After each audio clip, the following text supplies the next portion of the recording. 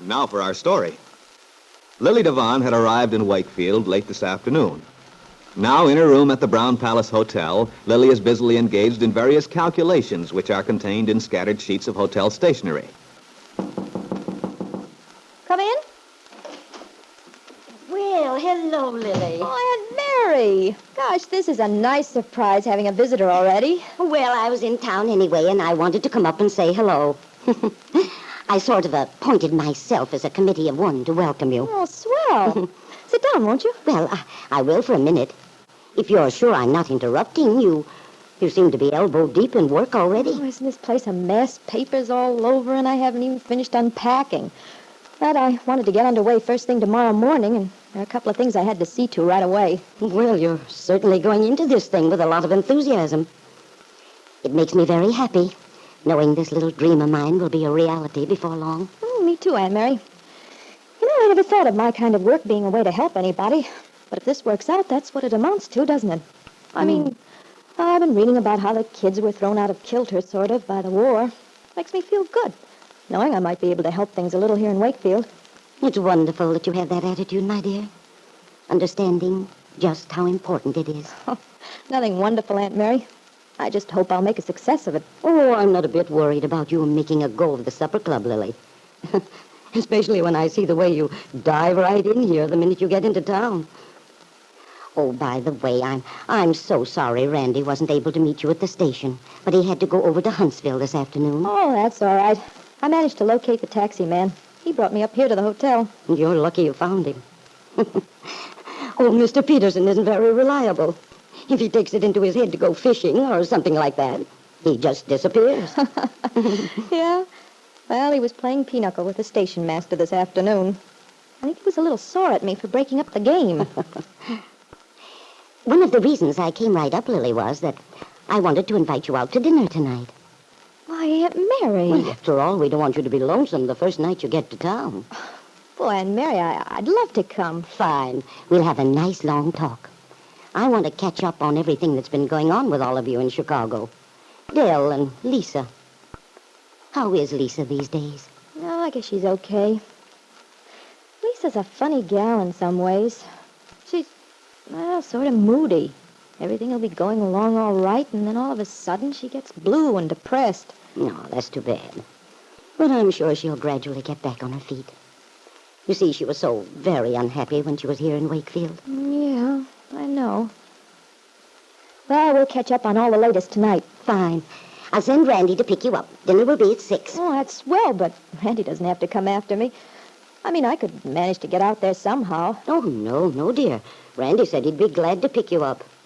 It's not very often a pretty young girl arrives in town, you know. And I think you made quite an impression on him that weekend you were here.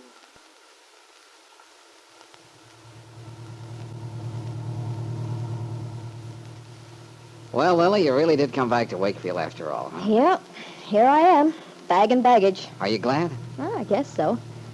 Haven't had much time to stop and think about whether I am or not. The minute I got here, I got so You're busy. really interested in making a go of this scheme of Mom's, aren't you? Sure I am. First place, I think Aunt Mary's right.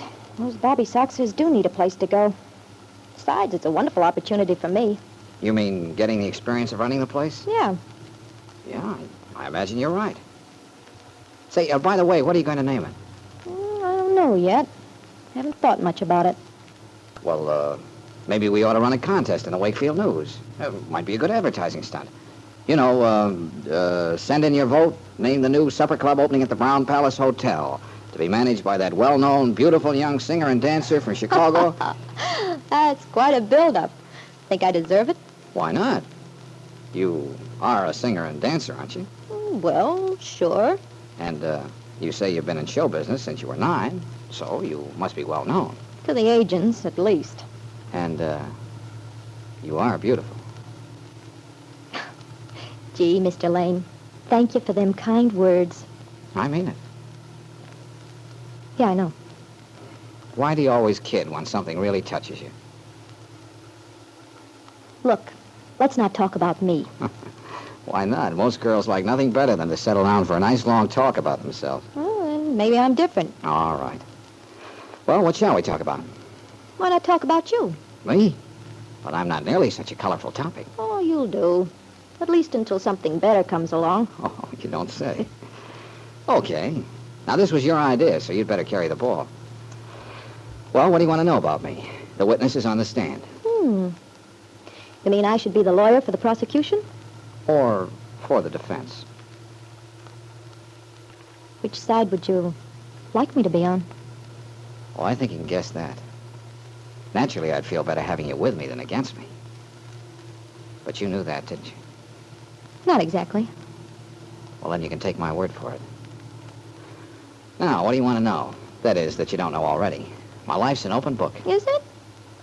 Well, maybe so. I don't imagine a person could get into much mischief here in Wakefield, even if they wanted to. Oh, wait a minute. Now, don't be too sure about that. If you have the idea, like most city slickers have, that nothing ever happens in the country, you're going to find out you're all wrong.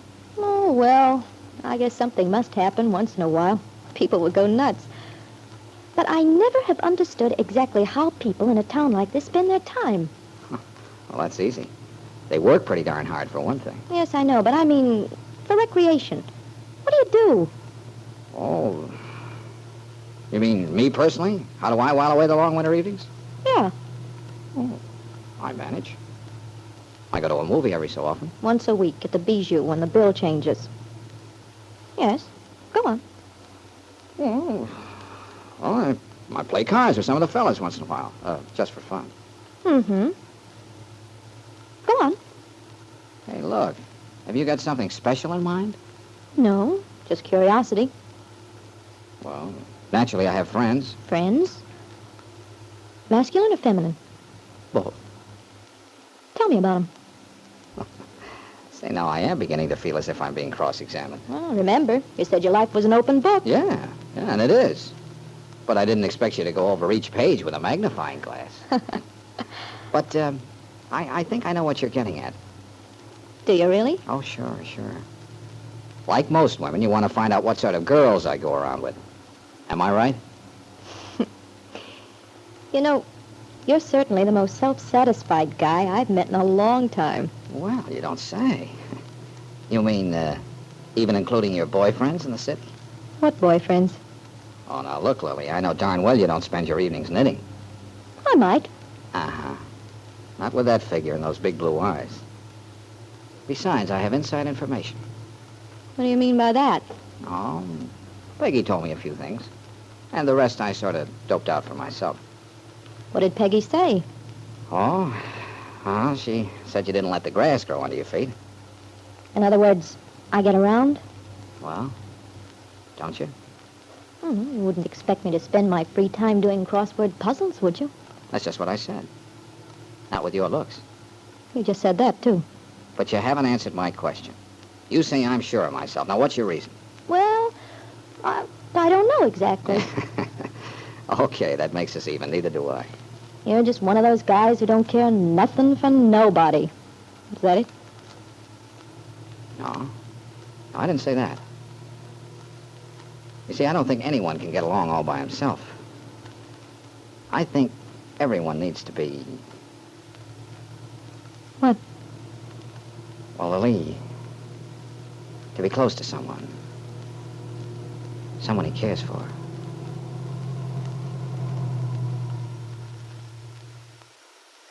Lily Devon's first evening in Wakefield, the beginning of a new life. But as Lily listened to Randy Lane's words, she felt uneasy. Something was threatening her carefully built-up self-sufficiency. Randy Lane was sure of himself. He wasn't a simple country boy she could twist around her finger. For a moment, Lily almost wished she'd never come to Wakefield. Somehow, she was afraid.